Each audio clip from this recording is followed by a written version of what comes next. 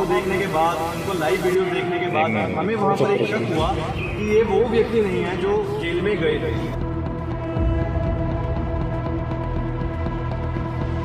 कि क्या ये व्यक्ति जो है, जो वीडियोस बना रहे हैं, जो लाइव बना रहे हैं, क्या वो असली हैं? चलो पूज्य गुरु जी आए हैं, हम उनके दर्शन करेंगे, उनसे बातें करेंगे, क्योंकि आप सबको पता है कि ये 5 साल बाद ऐसा हुआ है कि जिसके अंदर उनको पैरोल मिली हो और उसके अंदर वो बिल्कुल भी फ्री हैं। तो हमें इस बात की काफ़ी खुशी हुई थी।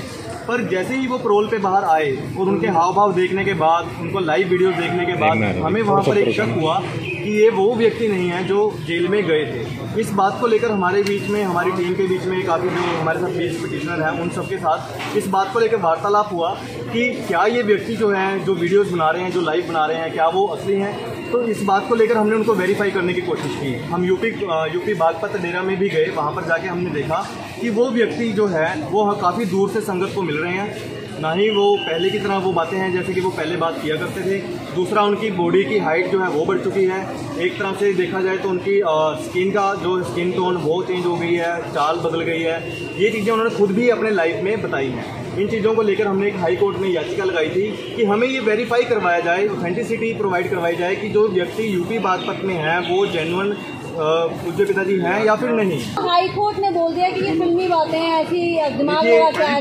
तो ये बात जब हमारी हाई कोर्ट में आज पिटीशन की सुनवाई थी तो जज साहब की तरफ से पहले ये बात बोल दी गई कि आप लगता है कि मूवीज़ जो है वो ज़्यादा देखते हैं, इसके कारण आपको लग रहा है कि ये चीज़ जो है आपने पिटीशन लगाई है। तो ये पिटीशन को डिसमिस करने के लिए काफ़ी ज़्यादा जोर लगाया गया। आप कह सकते हैं कि 100 में से 90% प्रेशर इस बात का था कि इस पिटीशन को आप विड्रॉ कीजिए, पर मैंने ये विड्रॉ नहीं की। मैंने जज साहब को कहा कि अगर आप डिसमिस करना चाहते हैं आप इसको डिसमिस कर दीजिए, हम इस चीज़ को लेकर सुप्रीम कोर्ट की तरफ मूव करेंगे। क्यों? क्योंकि ये एक इंटरनेशनल मुद्दा है। पूज्य पिताजी कोई ऐसा नहीं है कि वो किसी एक छोटे से डेरे के अंदर रहते हैं और उनको कोई नहीं जानता। उनको इंटरनेशनल मीडिया भी जानता है, उनको पूरे देश के अंदर सब जानते हैं।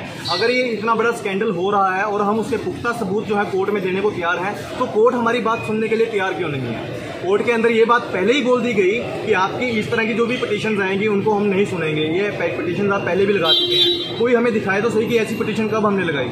हमने, मेरी तरफ से अशोक कुमार मेरा नाम है, मेरी तरफ से ये पहली पिटीशन है। पर जज साहब की तरफ से ये बात, जो दूसरे वकील उनकी तरफ से भी ये बात बोली गई जज साहब के सामने कि अशोक कुमार पहले भी ऐसी पिटीशन लगा चुके हैं। मेरी तरफ से बिल्कुल भी ऐसा नहीं है। मेरी तरफ से पहली पिटीशन थी और हमने ये पुख्ता सबूत कोर्ट को दिए हैं, जिसके अंदर हमने दिखाया कि ये जो यूपी के अंदर सो कॉल्ड गुरुजी हैं वो ओरिजिनल नहीं है। ओरिजिनल गुरुजी जो है उनको किडनैप किया गया है, उनके मानव अधिकारों का हनन किया गया है। ये हमारे हिंदू इंडिया के अंदर जो भी उनका संविधान है, जो उनको ह्यूमन राइट्स थे, उनकी एक उल्लंघना की गई है।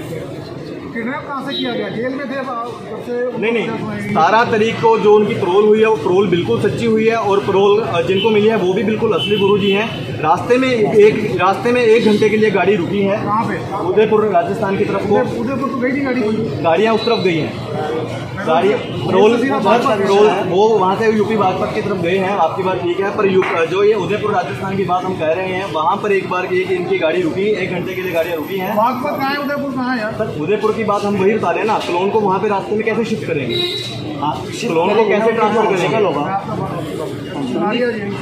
इधर कैमरे की तरफ देख के सामने उदयपुर रास्ते में आता ही नहीं है। उदयपुर रास्ते में नहीं आता, बट जो क्लोन है, क्लोन को वहाँ पर शिफ्ट करना था। तो इसलिए ये चीज़ जो है वो उसको डमी एक तरह से कह सकते हैं कि जो काफिला है, काफिले को चलता हुआ दिखाया गया है।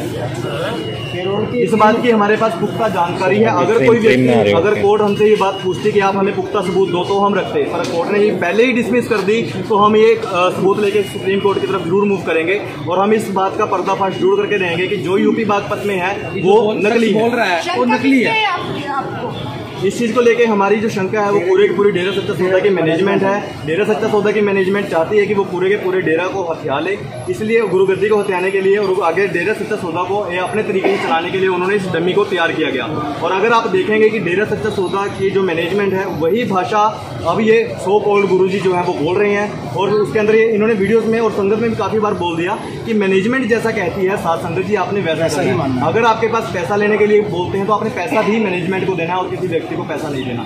जबकि हमारे पूज्य गुरुजी ने बिल्कुल मना किया था कि कोई भी व्यक्ति आपके पास पैसा लेने आए तो आपने पैसा नहीं देना। आप जेल प्रशासन पर भी सवाल खड़े कर रहे हैं क्योंकि रोहतक जो सुनरिया जेल है वो हरियाणा सरकार के अंडर आती है, तो ऐसे भी क्या हरियाणा मैम इस रिट के अंदर हमने देखिए जिनके खिलाफ ये लगाया है तो उसके अंदर हमने हनीप्रीत का नाम भी लिखा है, सुनील सांगवान जी का भी लिखा है, स्टेट का भी लिखा है, मतलब सबके बारे में हमने लिखा है। अगर हम कोर्ट के अंदर खड़े होकर आज इतने बलबूते से ये बात बोल रहे हैं कि ये चीज़ें गलत हैं, इतना हमारे अंदर कॉन्फिडेंस है इस चीज़ को लेके, तो आप सबके सामने ये बात रखना हम चाहते हैं कि हमारे साथ जो है हाई कोर्ट भी हमारी बात सुनने को तैयार नहीं है। तो आप ये देखिए कि जो पीछे ये इतना बड़ा स्कैंडल चल रहा है वो कहाँ तक मैनेज हो रहा है। सुप्रीम कोर्ट कब तक करेंगे आप?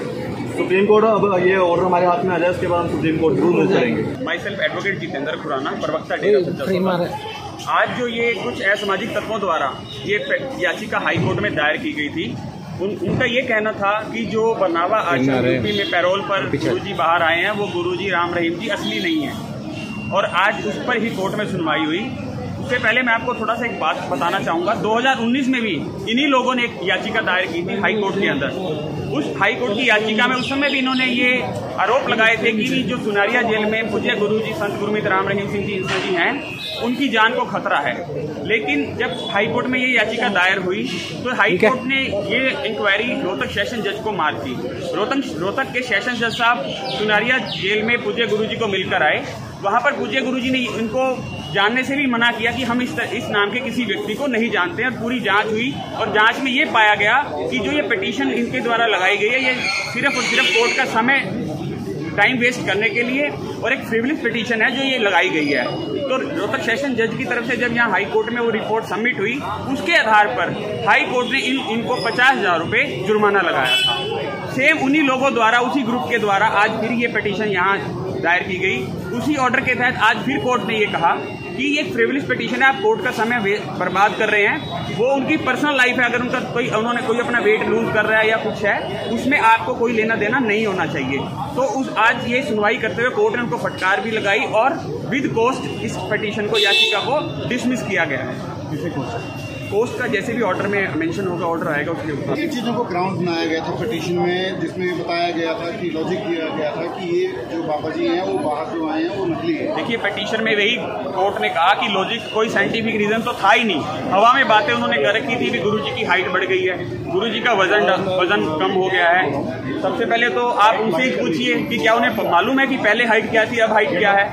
ये सिर्फ और सिर्फ मात्र गुमराह करने के लिए लोगों को, साथ संगत को, तो इसीलिए ये ऐसा किया जा रहा है, गहरी साजिशों को अंजाम देना चाह रहे हैं। और आपके चैनल के माध्यम से हम डेरा सच्चा सौदा की समस्त साथ संगत को और समस्त समाज को भी ये कहना चाहेंगे कि इस तरह की अफवाहों में आपने नहीं आना है। पूज्य गुरु संत गुरमीत राम रहीम सिंह जी इंसा 30 दिन की पैरोल अवधि के दौरान बरनावा आश्रम यूपी में है और आज भी वो वहीं पर ही है।